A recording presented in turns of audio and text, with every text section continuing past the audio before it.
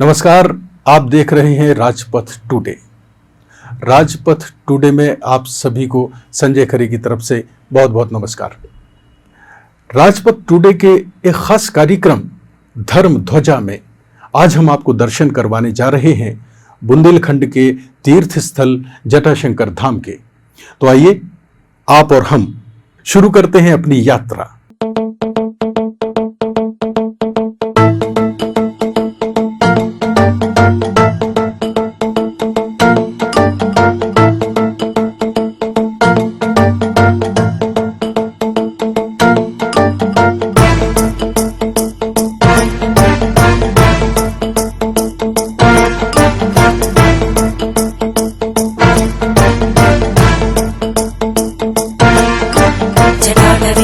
जल प्रवाह पावितस्थले कलेवलम्ब्य लम्बिताम्बुजङ्गमालिकां ढमढमढमढमन्निनादमड्डमर्वयं चकार चण्डताण्डवं तनोतु न शिव शिवम्।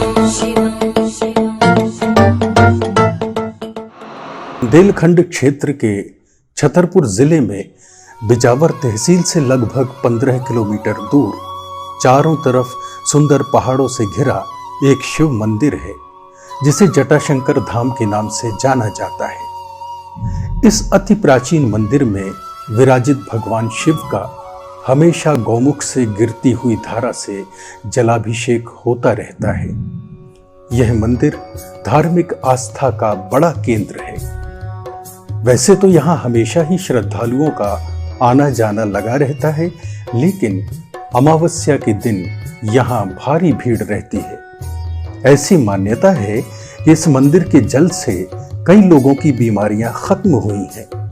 प्राकृतिक दृष्टि से भी यह स्थान मनोरम है। चारों ओर इस स्थान को घेरे हुए पहाड़ इसके सौंदर्य को दोगुना कर देते हैं। बंदरों के साथ ही यहाँ अन्य जंगली जानवर भी पाए जाते हैं। जटाशंकर धाम ट्रस्ट के अध्यक्ष बताते हैं कि जटाशंकर धाम का वैसे तो कोई प्रामाणिक इतिहास नहीं मिलता, लेकिन ऐसी मान्यता है कि यह मंदिर सदियों पुराना है। यहाँ पास ही की गुफाओं में मां पार्वती ने घोर साधना की थी और देवाधिदेव महादेव के दर्शन किए थे। इतिहास के जानकार बताते हैं कि यह मंदिर 14वीं शताब्दी का है। विवस्तु नाम के राजा को स्वयं जटाधारी भगवान शिव ने स्वप्न में आकर दर्शन दिए और अपने स्थान के बारे में बताया था। इसके बाद राजा ने सैनिकों के साथ जाकर उस स्थान को ढूंढा और इसी स्थान पर निकले शिवलिंग की विधि विधान से प्राण प्रतिष्ठा करवाई। राजा ने इसी स्थान पर हवन भी कराया। उन्होंने अपने कोढ़ से ग्रस्त मंत्री को भी हवन में बैठने के लिए कहा।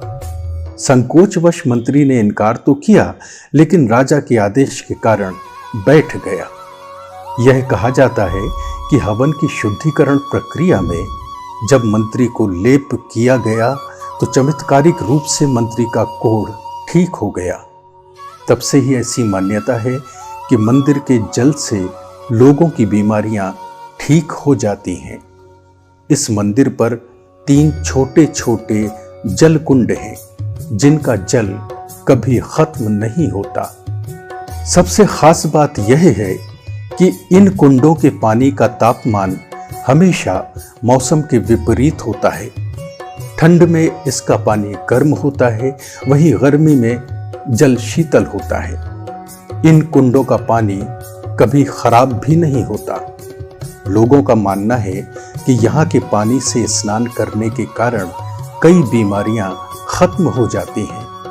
यही कारण है कि जो भी श्रद्धालु यहाँ आता है वह कुंड के पानी से स्नान जरूर करता है। लोग यहाँ के जल को भी अपने साथ ले जाते हैं। कहते हैं बुंदेलखंड में खूंखार डाकू मूरत सिंह की पूरे इलाके में काफी दहशत थी। साहूकार और व्यापारी उसके नाम से ही घबराते थे। इतना खूंखार डाकू था कि पुलिस की मुखबिरी करने वालों के नाक कान काट लेता था। बाद में डकैत मूरत सिंह को सफेद दाग हो गए। एक बार डाकू मूरत सिंह प्यासा जंगलों में भटक रहा था, इसी दौरान उसने मंदिर के 3 कुंडों का पानी पिया, जिससे उसके सफेद दाग एकदम ठीक हो गए। तभी उसको पास में भगवान शिव की प्रतिमा नजर आई। वो समझ गया कि ये चमत्कार भगवान शिव की कृपा से ही हुआ है। कहा जाता है कि इस घटना के बाद डाकू का हृदय परिवर्तन हो गया और उसने लूटपाट और डकैती का काम छोड़ दिया। कहते हैं कि उस समय वहां काफी घना जंगल था और बहुत ऊंची पहाड़ियां थी, इसलिए वहां पर पहुंच पाना आम लोगों के वश की बात नहीं थी। डाकू मूरत सिंह इस जगह पर भव्य मंदिर निर्माण करने की बात सोचने लगा। स्थानीय लोगों की माने तो डाकू के भय से वहां इलाके के सेठ साहूकारों ने धर्मशालाएं, सीढ़ियां और मंदिर का निर्माण कराया। चूंकि यह मंदिर पूरी तरह पहाड़ियों और गुफाओं के बीच बना है, इसलिए पहले यहां पहुंच पाना बड़ा ही मुश्किल था। जटाशंकर धाम पूरी तरह से विकसित पर्यटन स्थल बन चुका है। मध्य प्रदेश पर्यटन विभाग द्वारा यहां पर करोड़ों रुपए की लागत से निर्माण कार्य कराए गए हैं। मंदिर तक पहुंचने के लिए सीढ़ियों का चौड़ीकरण कराकर इसमें रेलिंग लगवाई गई है। यहां पर पर्यटन विभाग ने रेस्टोरेंट शुरू करा दिया है।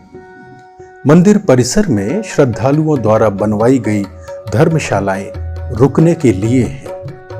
यह मंदिर परिसर पॉलीथीन मुक्त हो चुका है। यहाँ पर प्रसाद और अन्य सामग्री कागज के थैलों में दी जाती है। जटाशंकर धाम ट्रस्ट द्वारा यहाँ पर भोले की रसोई शुरू की गई है। मंदिर प्रांगण में बनवाई गई भगवान शिव की विशाल प्रतिमा विशेष आकर्षण का केंद्र है। जटाशंकर धाम घनघोर जंगल में है। इसके आसपास के करीब 2 दर्जन गांव के लोगों के लिए यह स्थान रोजगार का एक बड़ा केंद्र भी बन गया है। यहाँ भगवान भोलेनाथ को कलाकंद का प्रसाद लगाया जाता है। जटाशंकर धाम के आसपास दर्जनों गांव हैं और इन गांवों में दूध, घी, मावा खूब बनाया जाता है। आसपास कोई बड़ा शहर ना होने के कारण, बिक्री का कोई बड़ा केंद्र ना होने के कारण यहाँ की दूध, घी और मावा में किसी प्रकार की मिलावट नहीं होती। इस मावा से ही भगवान भोलेनाथ का कलाकंद तैयार होता है। जटाशंकर धाम परिसर में बड़ी संख्या में दुकानदार कलाकंद बेचते हैं। यह कलाकंद शुद्ध मावा, चिरौंजी और शक्कर से तैयार होता है। यह बेहद स्वादिष्ट होता है। जो भी यहाँ आता है वह यहाँ से कलाकंद लेना नहीं भूलता। शिवधाम जटाशंकर की पहाड़ी के आखिरी छोर में दक्षिण दिशा में आदि मानव कालीन गुफाएं हैं। इस पहाड़ी में गुफाओं के ऊपर से झरना गिरता है। यह झरना पहाड़ी से हजारों फीट नीचे गिरता है। पहाड़ों से हजारों फीट नीचे हरे भरे घने जंगल ही जंगल दिखाई देते हैं। यहाँ का प्राकृतिक नजारा बेहद मनमोहक होता है। यहाँ जो भी जाता है वह मोना शैया को धरती का स्वर्ग कहता है। इसके साथ ही यहाँ बारिश के मौसम में पत्थरों से बहता हुआ पानी बेहद रोमांचित करता है। पूरे साल यहाँ सैलानी पहुंचते हैं। अधिकांश सैलानी यहाँ पर अपना राशन लेकर आते हैं और स्वयं भोजन बनाकर पिकनिक मनाते हैं। आसपास के गांव के लोग सैलानियों को भोजन बनाने में मदद कर देते हैं। जटाशंकर से मोना शैया तक जाने के लिए पक्की सड़क है। यह सड़क पहाड़ से होकर गुजरती है। इसमें जो घाटी है उस पर गाड़ी चलाने का अपना अलग ही आनंद आता है। जटाशंकर धाम चूंकि जंगल और पहाड़ियों के बीच स्थित है, इसलिए यहाँ पहुंचने का एकमात्र साधन सड़क मार्ग है। मध्य प्रदेश की राजधानी भोपाल से यह धार्मिक पर्यटन स्थल लगभग 350 किलोमीटर है। छतरपुर जिला मुख्यालय से इस मंदिर की दूरी लगभग 50 किलोमीटर है। मंदिर तक इस कारण सड़क मार्ग के जरिए आसानी से पहुंचा जा सकता है।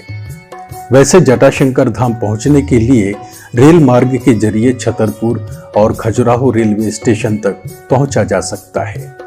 खजुराहो और छतरपुर पहुंचने के लिए दिल्ली, आगरा, ग्वालियर, बनारस से कई ट्रेनें हैं। खजुराहो और छतरपुर से जटाशंकर तक के लिए बसें, टूरिस्ट परमिट की कारें, टैक्सियां और अन्य किराए के वाहन आसानी से उपलब्ध हो जाते हैं। हवाई मार्ग से भी खजुराहो तक पहुंचा जा सकता है। तो अभी आपने दर्शन किए बुंदेलखंड के जटाशंकर धाम के। अब हम अपनी यात्रा को आज यहीं विराम देते हैं। राजपथ टुडे के अगले कार्यक्रम में आपको फिर हम किसी और यात्रा पर लेकर चलेंगे, अपने इसी कार्यक्रम धर्म ध्वजा के अंतर्गत। तो इस एपिसोड के साथ अपने दोस्त, अपने साथी, अपने मित्र संजय खरे को आप अनुमति दीजिए। अगले एपिसोड में मिलते हैं राजपथ टुडे के साथ।